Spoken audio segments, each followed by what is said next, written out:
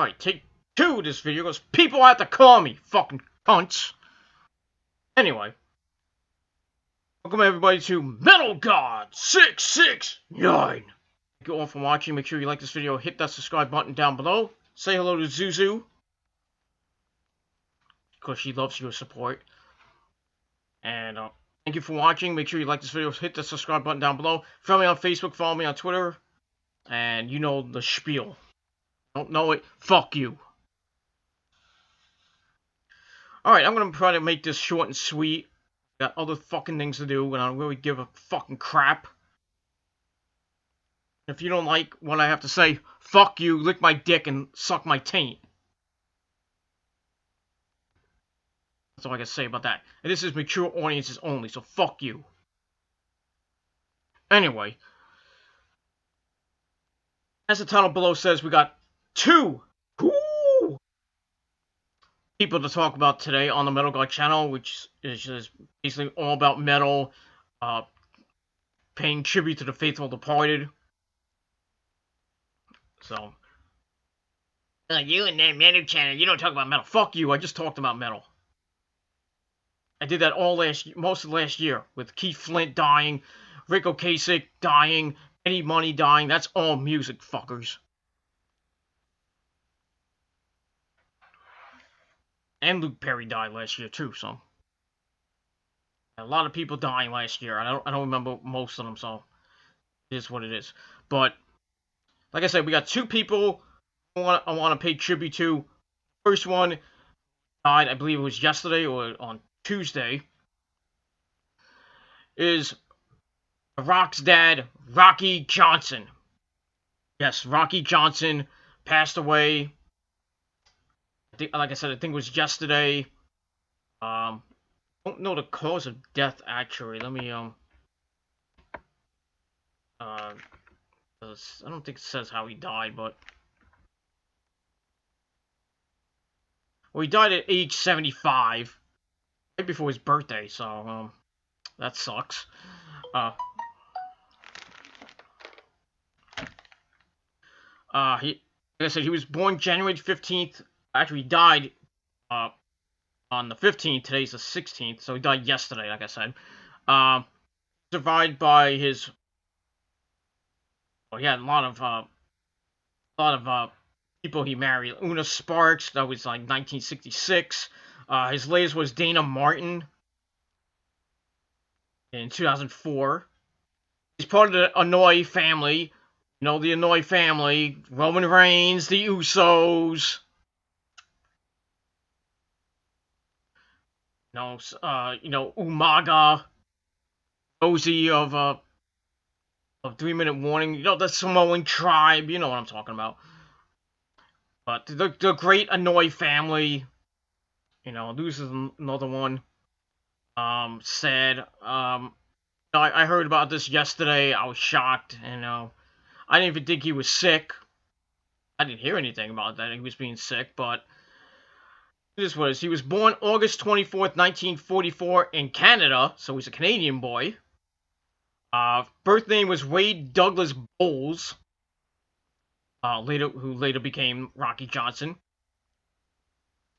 He started his professional career in the 60s with the National Wrestling Alliance, the NWA. Been there for about 18 years, 64 to 1982. And he won a lot of championships in the NWA, most notably the NWA Georgia Championship. He won the Georgia Tag Team Championships, mostly in the southern Georgia. He won the NWA Television title twice in Mid-Atlantic Championship Wrestling. NWA Canadian Tag Team Champion in Vancouver.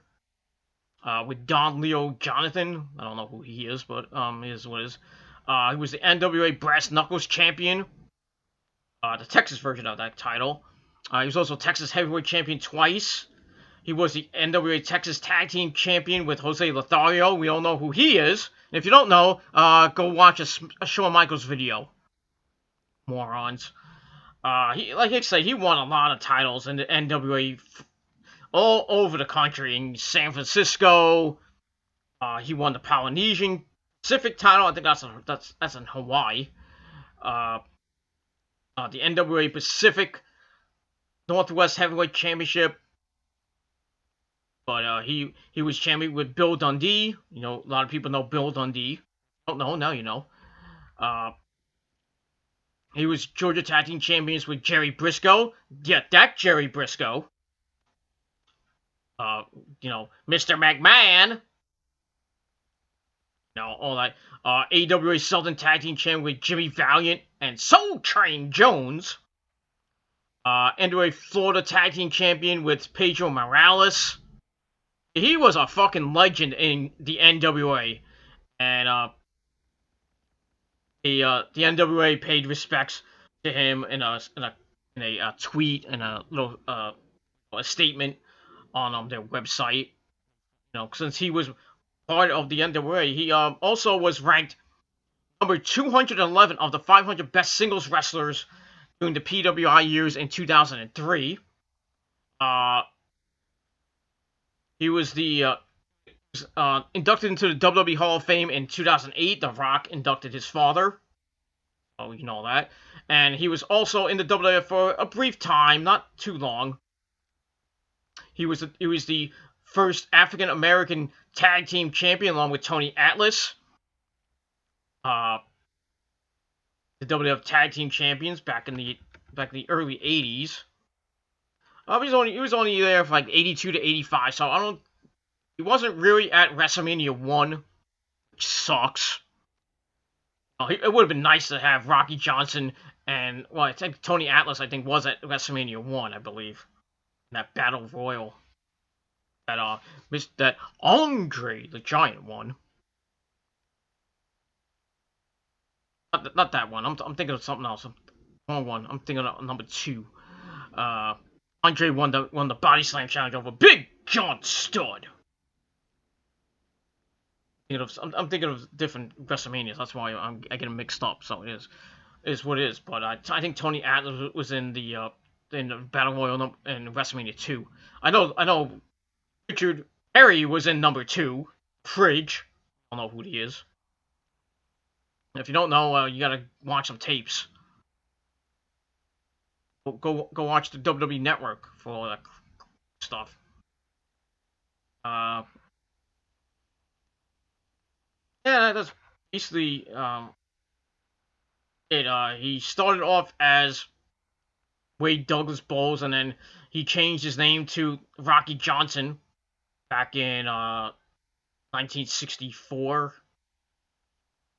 And like I said, he wrestled in the NWA for 18 years, 1964 to 1982. Then he went over to the WWE, and he feuded with Don the Rock Morocco, Greg the Hammer Valentine, Iron Mike Sharp, Buddy Rose, and the legendary Adrian Adonis. He then was paired with Tony Atlas as a tag team. They defeated the Wild Samoans for the tag team belts on November the 15th, 1983, before WrestleMania. And they were the first black tag team to hold the tag title, and they were known as the Soul Patrol. Anybody who didn't know that, like a lot of people that don't know wrestling on this damn website, but that's another story for another time. He trained his son Dwayne Rock Johnson along with Pat Patterson. He was on WWF TV, an on-camera presence at a Rocky, when The Rock was Rocky Maivia. Jumped into the ring on his behalf after he was attacked by the Sultan and the Iron Sheik at WrestleMania 13.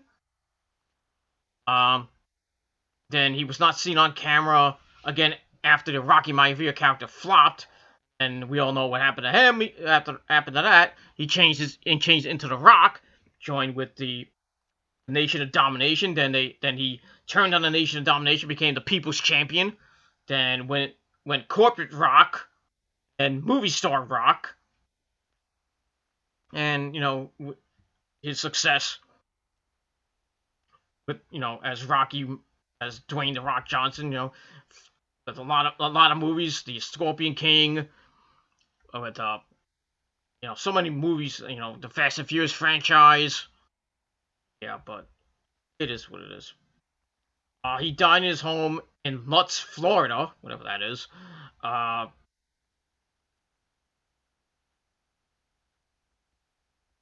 uh, Here's an interesting note. The Rock, Dwayne Johnson, portrayed his father in season one of that '70s show. With the episode called "That Wrestling Show." So you get all that. He had a nice career, and I never saw him live, which sucks.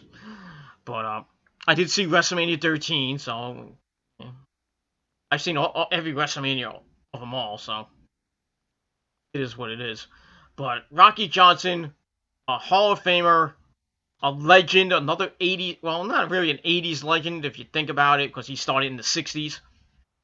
So another great legend gone way too soon, and I send my respects off to The Rock and his family and the Anoa'i family. Roman Reigns, the Usos, all the Anoa'i family. I feel really really bad for them, and they lost the Rock lost his father. He lost I don't lost uh, uh, uh, Chief Peter Maivia as well. So so I give my condolences to The Rock. You know, give him a high five, self high five. Uh, but yeah, so he will be missed. He's in the Hall of Fame. I would think they would put maybe the Soul Patrol in the Hall of Fame as a tag team. I think they should. You know, I think Tony Atlas is a Hall of Famer, I believe.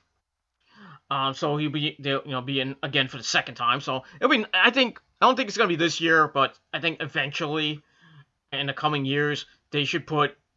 If the WWE was smart, which they're not, they should put Tony Atlas and Rocky Johnson in as the first ever black African American tag team in the WWE history. So WWF history. But we get that. And that's pretty much it for that. And then the second person I want to talk about is a legend in the rock and metal community. This man is a legend on the sticks. He is legendary Neil Peart. Not Peart. Peart. Peart. It's pronounced Peart. Uh, he died over the weekend, and just a shame that he died. And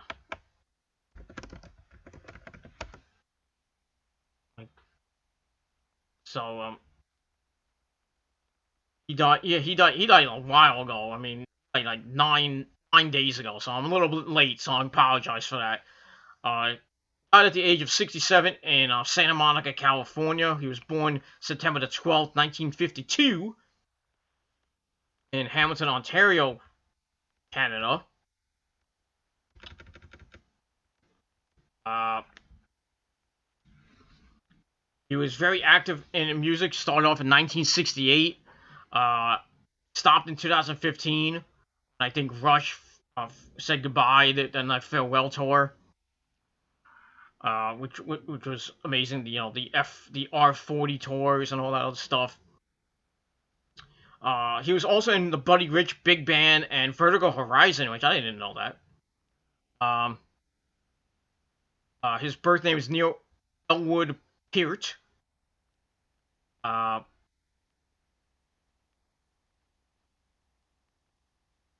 let's say he was married or anything. I don't. I'm looking at his Wikipedia, but I don't see that he was married or anything. But anyway, uh, He's in the Modern Drummers Readers Poll Hall of Fame in 1983.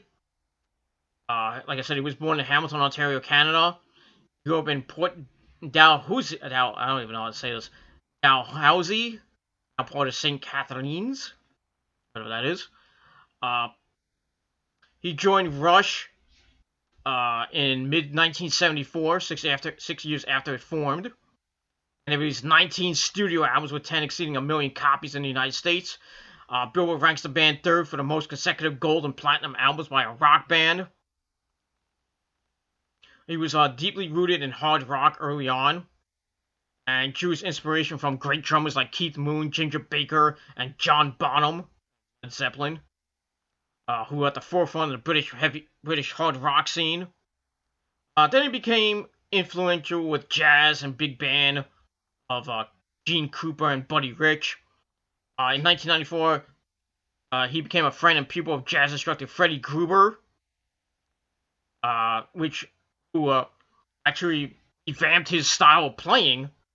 And if you notice on most of the later Rush albums, he did a lot of jazz and little percussion and everything. And I mean, his freaking drum set was endless. You thought Eric Carr and Peter Criss's drum kit was large. His was like all around. He kept like this, like, playing different versions. It would play here. It would play like here. It would play over here. This thing would move around on tour. I mean, Rush, give them credit. They had a legendary career. Some great albums. 2120. Subdivisions. Most of, I think it was a song Subdivisions, which was is one of my favorite songs by Rush. Is Subdivisions. Also, I like Tom Sawyer and Spirit of Radio and Living in the Limelight, blah blah blah. All those good songs. Let's see here. He was Rush's primary lyricist. Published several memoirs about his travels. Which, his lyrics addressed universal themes and diverse subjects, including science fiction, fantasy, philosophy, and some humanitarian and libertarian themes. He wrote 7 nonfiction books. If you ever read his books, go ahead and read them.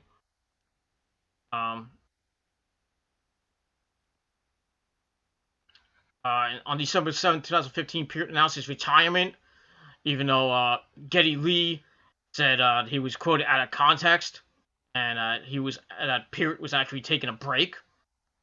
And then in January of 2018, Alex Lifeson, the guitarist of Rush, confirmed that Rush was retiring due to Peart's health issues.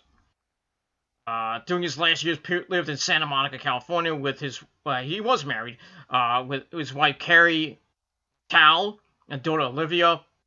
After a 3-year illness, Peart died of glioblastoma on January the 7th of this year at age of 67. So, just a sad way to go. I mean, he is a fucking legend, and if I ever wanted to play drums, I would go to the forefathers of drumming. Like John Bonham would probably be number 1 on my list, and then Neil Peart would be right second, and Ginger Baker. You go all the way down to Alex Van Halen, Jeff Fab formerly of In This Moment, now of Black Label Society. He's in like the top 100 drummers. You put Tom Hayne in there. You can put Ken Dimmel in there as well. Yeah, I'm going there. But he is in the top 10 greatest drummers. Like I said, Ginger Baker, John Bonham, Keith Moon, Neil Peart's right there, Nick Mason of Pink Floyd, right in there. Great drummers. And he will be sorely missed in the hard rock and metal community. Sadly, Rush is gone. I don't know what's gonna happen with Rush now. I don't know what Getty and Alex Lifeson are gonna do now. They might be doing some like solo stuff or somewhere be involved with music here and there. Maybe write some songs for other people. But yeah, let me just get let me see. Well, the last studio album for Rush was Clockwork Angels, and then they went on tour with Clockwork Angels, and there was a lot of farewell tours for that one. The R30 tour, the R40 tour. Uh, Mostly you got a lot of magazine, best drummer of the year, best live performer, best DVD, stuff like that. But like I said, he was a fucking legend, and it's just sad that he lost his battle with glioblastoma, and you know, feel bad for his wife and his daughter Olivia. It's it's really sad, and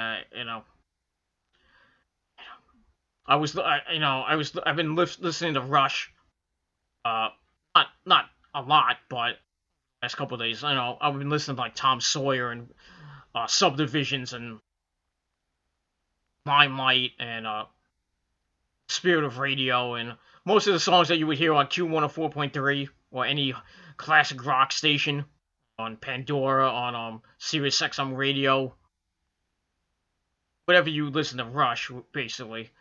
I saw him live. I wasn't a big fan back then,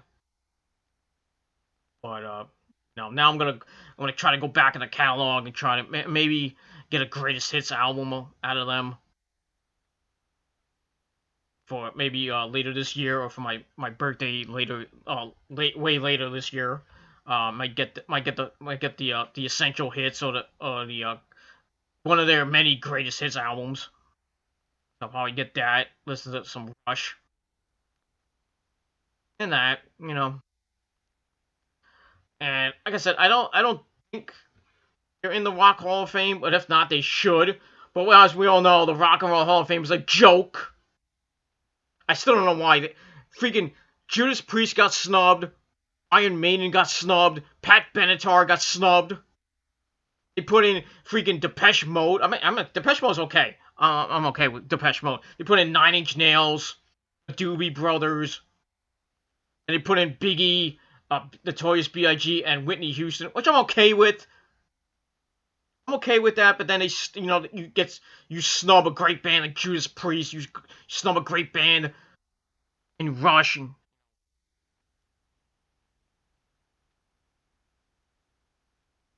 all the bands that got snubbed, Bon Jovi, and the like, In this moment, it's getting up there to close to 25 years since their first album. No, it's gonna be a long time. I think the first album came out in 2006, so gotta wait another 11 years before you can actually put In This Moment on the Grammy, the Hall of Fame ballot. They should go in. In This Moment should definitely go in. If not, I don't know. Probably by the time I die, In This Moment will be in the Rock and Roll Hall of Fame. But they should go in really early. But if I was voting, but I'm not a voter. But they should have the fans vote, not these idiotic freaking people that vote for these people. And why is hip hop and like jazz in the Rock and Roll Hall of Fame? I can understand jazz, but hip hop, why? You put guys like LL Cool J and Slick Rick and all these other people that should not really be in a Rock and Roll Hall of Fame. They should have a separate Hall of Fame for hip hop and R&B and all that other stuff. That's what I think. And you have to believe me. The Rock and Roll Hall of Fame should just be specifically rock, jazz, hard rock, metal, deathcore, whatever. Not hip hop. Don't put hip hop in the same category. I think you put that. You can say, oh, what about Run DMC?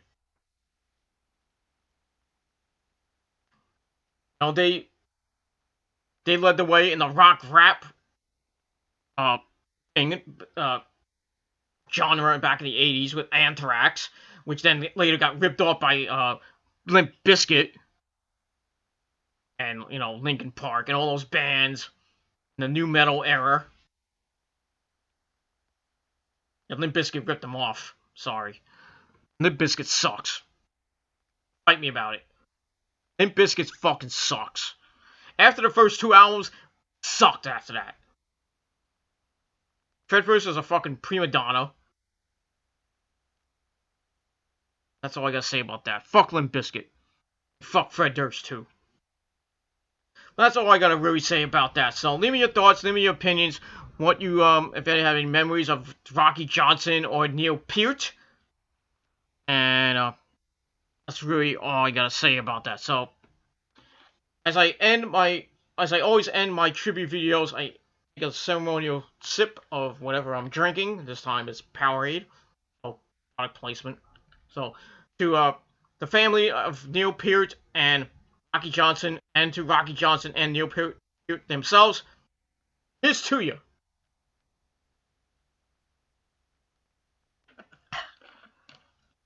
And that's all I gotta say about that.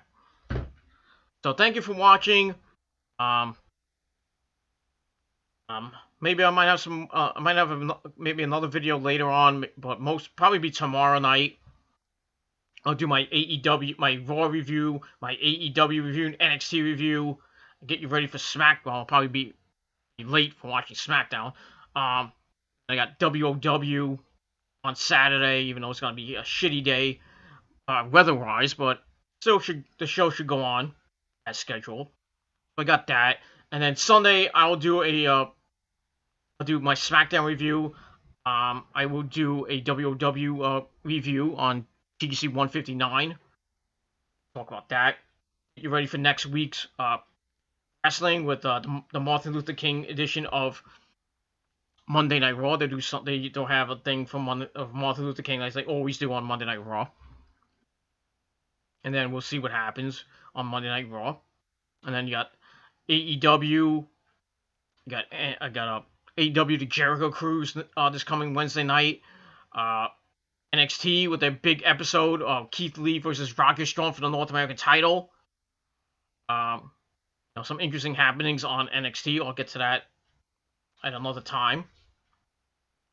And then, like I said, SmackDown this Friday. We'll see what happens tomorrow night on SmackDown as they lead into the Royal Rumble, which is not going to have NXT, which fucking sucks. Now somebody like Roman Reigns might win. But I'm still picking Drew McIntyre to win. Go Drew. Drew McIntyre, number one. He's not going to be number one, but he should win. I think he's going to be the one to eliminate Brock Lesnar. Then he wins the Royal Rumble, goes on to maybe the Elimination Chamber to defend leadership inside the Elimination Chamber, wins that. Brock Lesnar sends him packing. And Drew goes on a nice fucking run with the belt. Let him go on a nice 6-month reign. Come on, he deserves it. Because he hasn't sniffed a belt in a while. He should have got a Universal title shot or a WWE title shot. What does he get? Nothing. But it is what it is. And that's all I got to say about that. And you got NWA Power this week as they lead into their pay-per-view Hard Times, which is next Friday. I'll be doing a prediction video for that, and the Royal Rumble as well, which is next Sunday. So getting you geared up for that, and some other videos sprinkled in here and there, depending what's going on.